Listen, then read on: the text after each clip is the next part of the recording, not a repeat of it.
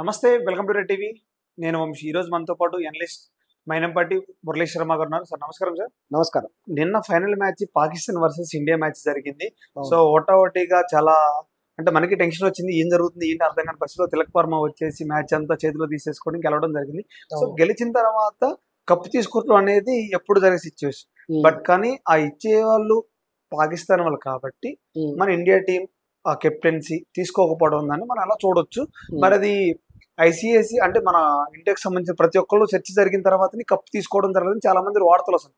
గౌతమ్ గంభీర్ లేకపోతే పెద్ద పెద్దలతో మాట్లాడాక తీసుకోవాలని చెప్తున్నారు.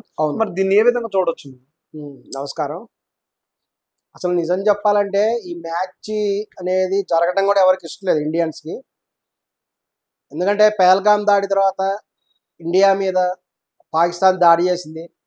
మళ్ళీ ఇండియా వాళ్ళు పాకిస్తాన్కి తగిన గుణపాఠం చెప్పారు. ఈ సందర్భంలో అకారణంగా అన్యాయంగా సాధారణ పౌరులు చాలామంది బలైపోయారు. రెండు దేశాల్లో బలయ్యారు. భారత్ దీనికి తీవ్రంగా కూడా బాధపడింది. ఇది నిజంగా దురదృష్టకరమైనటువంటి పరిణామాలు. మరి ఇంత దురహంకారంతో ఉండేటువంటి పాకిస్తాన్ గర్వాన్ని ఆల్రెడీ అణిచేశారు భారతీయులు. అటువంటి దుర్మార్గులతో ఆడటం ఏంటి, అసలు వద్దు అని చెప్పేసి భారతీయులందరూ కూడా తీర్మానించడం జరిగింది. బాయ్కాట్ పాకిస్తాన్ అనే నినాదానికి వచ్చేసారు.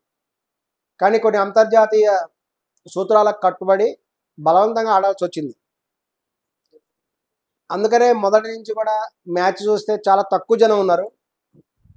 తర్వాత కూడా ఇదివరకు ఆశయకపోయినంత పబ్లిక్ ఎక్కువ లేరు. ఎక్కువ మంది కూడా దాన్ని ఆదరించలేదు. అది ఆ విధంగా జరుగుతూ కూడా వస్తే ఇక చివరికి ఇంకా క్లైమాక్స్ మ్యాచ్ వచ్చేసింది. ఆ మ్యాచ్లో ఎవరు గెలుస్తారు? పాకిస్తాన్కి ఇండియాకి మధ్య మాత్రం వచ్చేసింది మ్యాచ్.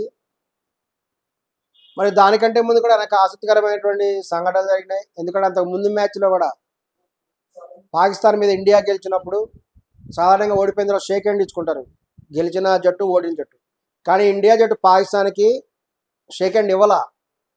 వాళ్ళని ఆ విధంగా తీవ్రంగా అవమానం కూడా చేశారు. అయినా కూడా వాళ్ళు సిగ్గు లేకుండా పాకిస్తాన్ వాళ్ళు ఏం చేశారంటే తర్వాత ఊరుకొని ఆ పై అఫీషియల్ని తొలగించాలి అని కొన్ని కూడా గొడవ చేశారు. ఏం చేసినా వాళ్ళ పప్పులు ఉడకల. ఎందుకంటే ఖచ్చితంగా షేక్ హ్యాండ్ ఇవ్వాలని రూల్ ఎక్కడ లేదు మ్యాచ్లో. మనం మామూలుగా ఏదో స్నేహపూర్వకంగా షేక్ హ్యాండ్ ఇస్తే ఇవ్వదలుచుకోవచ్చు, కానీ తప్పనిసరిగా ఇవ్వాలి అని ఎక్కడ లేదు. అది మన ఇష్టం, ఇవ్వచ్చు ఇవ్వకపోవచ్చు. సో అంతర్జాతీయ సూత్రాలను కూడా ఏం చేయలేకపోయారు. తర్వాత పాకిస్తాన్ వాళ్ళు చాలా కుట్రలు చేశారు. ఫోటో సెషన్ పెడదాం, తాము ఇండియా వాళ్ళని కాకాపడదాం, చాలా ట్రై చేశారు. ఏమి చేసినా సరే పాకిస్తాన్ వాళ్ళకి అన్ని చోట్ల అవమానం ఎదురైంది. ఎందుకంటే ఇండియా క్రికెట్ టీం ఎక్కడ తగ్గల. ఈ మధ్య తగ్గేదేలా అంటున్నారు కదా, అలాగే ఇండియా టీం కూడా తగ్గేదేలా అన్నారు. ఎక్కడ పాకిస్తాన్ వాళ్ళతో ఫోటో సెషన్ కూడా ఒప్పుకోలేదు. ఈ విధంగా పాకిస్తాన్ వాళ్ళు నిజంగా సిగ్గుతో కూడా గేమ్ ఆడాల్సిన పరిస్థితి వచ్చింది.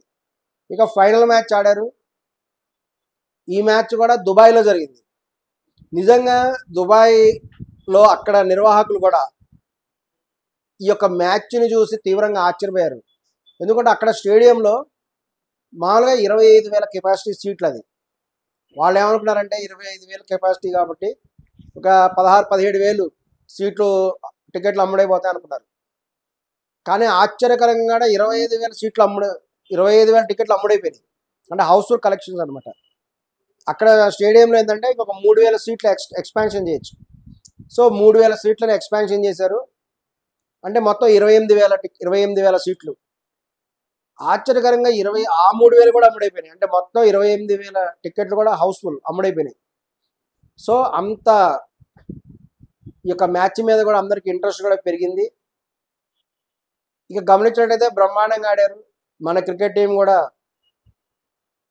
కొంతమంది ఫెయిల్ అయినప్పటికి కూడా మొత్తం మీద ఈ యొక్క తిలక్ వర్మ అనేటువంటి ఆయన భారతదేశానికి తిలకం దిద్దాడు. తిలక్ వర్మ భారతదేశానికి తిలకం దిద్ది ఈ యొక్క భారత విజయాన్ని కూడా సాధించాడు. సో ఇది నిజంగా అద్భుతమైనటువంటి విజయం. మరి ఈ సందర్భంలో కూడా చూసుకున్నట్లయితే మన దేశ టీం ఒకటే చెప్పారంటే అక్కడ ప్రజెంట్ కూడా ఈ యొక్క కప్పు సంబంధించినటువంటి అఫీషియల్ అనేటువంటి పాకిస్తాన్ చెందినటువంటి వ్యక్తి ఉన్నారు. ఆయన పేరు నఖ్వీ. ఆ నక్క గారు ఇచ్చినటువంటి షీల్డ్ మేము తీసుకోము, నక్క చేతులతో షీల్డ్ తీసుకోము అని భారత్ ముందే చెప్పారు.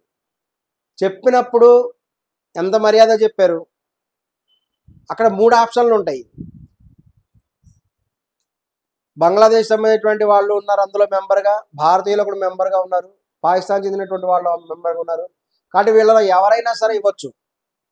ముందు అంత స్పష్టంగా భారత టీం చెప్పిన తర్వాత ఆయన ద్వారానే ఈ యొక్క షీల్డ్ ఇప్పిస్తాం అనటం అనేది నిజంగా వాళ్ళ దురదృష్టకరమైనటువంటి సంఘటన. అది వాళ్ళ ఆ విధమైన నిర్ణయం ఎందుకు తీసుకున్నారనేది వాళ్ళకి తెలియాలి. ముందుగా చెప్పినప్పటికీ కూడా ఆయన పరువు ఆయనే పోగొట్టుకున్నాడు. నక్క చేతులతో తీసుకోం అని క్లియర్గా చెప్పారు ఇండియా టీం. నక్క అంటే ఎవరు అనుకున్నారు? నక్వీ ఆయన పేరు. నక్క చేతులతో తీసుకోమని చెప్పారు. అయినా కూడా ఆయన పట్టుకొని రెడీగా ఉన్నాడు. అంటే ఆయన ప్లాన్ ఏంటంటే ఇట్లాగైనా భారతీయులతో షేక్ హ్యాండ్ తీసుకోవాలని ఆయన ప్లాన్. నీ ప్లాన్ ఇలా ఉందని చెప్పేసి వీళ్ళు అసలు ఆయన చేతిలోంచి మేము తీసుకోము అని చెప్పేసి బహిష్కరణ చేశారు. ఈ విషయంలో భారత్ టీం అందరూ కూడా అభినందిస్తున్నారు. కానీ పాకిస్తాన్ వాళ్ళు మటు భయపడిపోయారు. ఎందుకంటే ఆ చెక్కులైనా ఇస్తారా లేదా, ఎందుకంటే భారత వాళ్ళు ఎలా తీసుకోకుండా వెళ్ళిపోతున్నారు. భారత టీం స్పష్టంగా చెప్పారు, మాకు డబ్బులు ఇవన్నీ తర్వాత విషయము, మాకు అన్నిటికంటే ఆత్మగౌరవం ముఖ్యం అని చెప్పారు.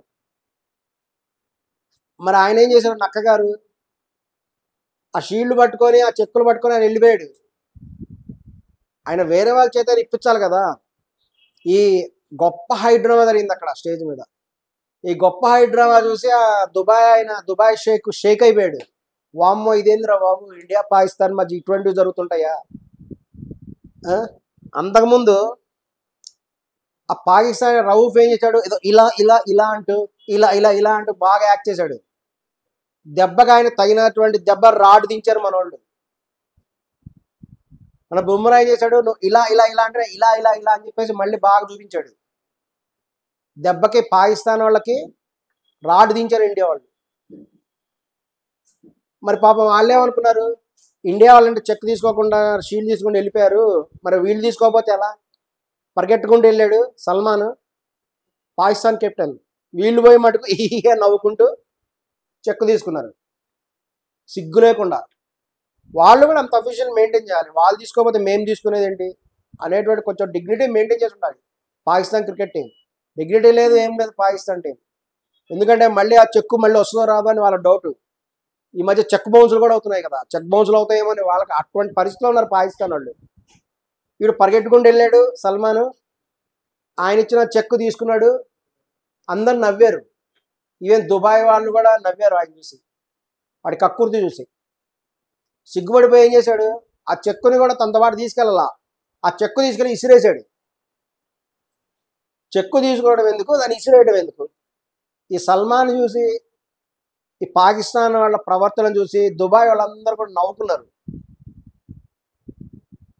ఇప్పుడు ఇండియా పాకిస్తాన్ మధ్య ఎటువంటి గొడవలు ఉన్నాయి, వీళ్ళ మధ్య ఎటువంటి పరిస్థితులు ఉన్నాయనేది దుబాయ్ షేక్లకు అర్థమై ఉంటుంది. ఇప్పుడు క్లియర్గా వాళ్ళ కళ్ళతో వాళ్ళు చూశారు పాకిస్తాన్ వాళ్ళ ప్రవర్తన ఎలా ఉంటుంది, వాళ్ళు ఎట్లా కూడా ఈ యొక్క అసత్యాలు ప్రచారం చేస్తారు. వాళ్ళు వాళ్ళ దేశంలో ప్రచారం చేసుకున్నారు, ఇండియా పాకిస్తాన్ మధ్య యుద్ధం జరిగితే పాకిస్తాన్ గెలిచిందంట. ఇండియా కనీసం కామన్ సెన్స్, ఇండియాతో పోలిస్తే అసలు పాకిస్తాన్ కనీసం, ఇండియా తలుచుకుంటే పాకిస్తాన్ అసలు ప్రపంచ పటంలోనే లేకుండా పోతుంది.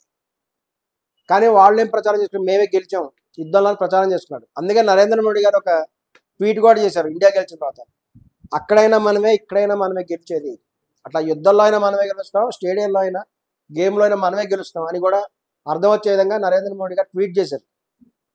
చాలామంది అదే అనుకుంటున్నారు, ఈ మ్యాచ్ లైవ్ జరిగింది కాబట్టి సరిపోయింది. లైవ్ జరగకుండా హాఫ్ వన్గా అయినట్టు అయితే పాకిస్తాన్ వాళ్ళు వెళ్ళిపోయి మేమే గెలిచామని చెప్పుకుంటారు. పాకిస్తాన్లో ఇండియా ఓడిపోయింది, మేమే గెలిచామని చెప్పుకుంటారు వాళ్ళు. అంత మాత్రం వాళ్ళు సిగ్గులేని టీం పాకిస్తాన్ టీం. వెళ్ళారు, ఆ చెక్కు తీసుకున్నాడు పాకిస్తాన్ కెప్టెన్ సల్మాన్. ఆ చెక్కు తీసుకొని ఇసిరేసాడు. అక్కడ ఉండే వాళ్ళందరి మధ్య కూడా అపహాస్యం లోనైపోయాడు అతను. ఇది నిజంగా సిగ్గుపడాల్సిన విషయం. ఈ విషయంలో మ్యాచ్లో మటుకు అందరూ తిలక్ వర్మ అనేటువంటి ఆయన దేశానికి తిలకం దిద్దాడు, భారతదేశానికి తిలకం దిద్దడం ద్వారా విజయాన్ని సాధించాడు అనేటువంటి విధంగా కూడా భావిస్తున్నాం. ఒక తెలుగు వాడే కూడా అందరూ కూడా గర్వపడుతున్నారు. ఆల్రెడీ అన్ని రాష్ట్రాల ముఖ్యమంత్రులు కూడా ఆయనకి అభినందనలు తెలిపారు.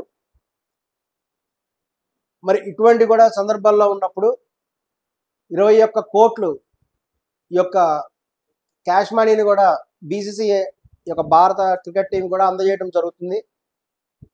ఇప్పటికైనా పాకిస్తాన్ వాళ్ళు సిగ్గు తెచ్చుకోవాలి.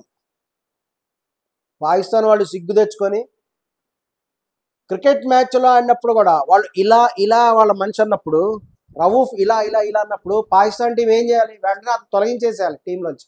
మరి ఎందుకు అతను కంటిన్యూ చేశారు? పాకిస్తాన్ వాళ్ళు ఎప్పటికైనా సరే భారత్తో కనుక పోలిస్తే వాళ్ళు ఎప్పటికైనా ఓటమి చూడాల్సిందే. మేరా భారత్ మహాన్ హై అని కూడా మరొకసారి కూడా నిరూపించారు. నమస్కారం. Thank you.